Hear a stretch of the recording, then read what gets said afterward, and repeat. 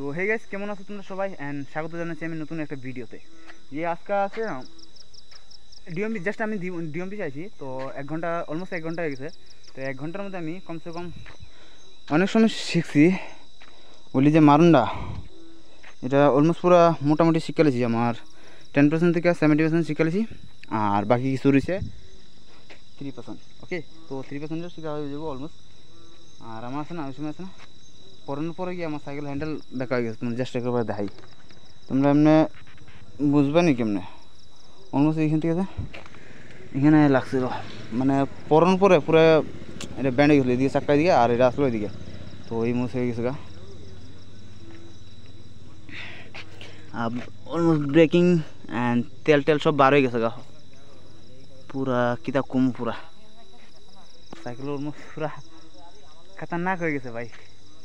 আর আঙুলে অনেক জোরে দুঃখ পাইছি, ভিডিও দুঃখ পাইছি। আর গরম লাগতেছে, অনেক কিছু র্যাশ করেছে। শরীরের অবস্থা কন্ডিশন দেখে তোমরা বুঝতেই পারতেছো একমাত্র।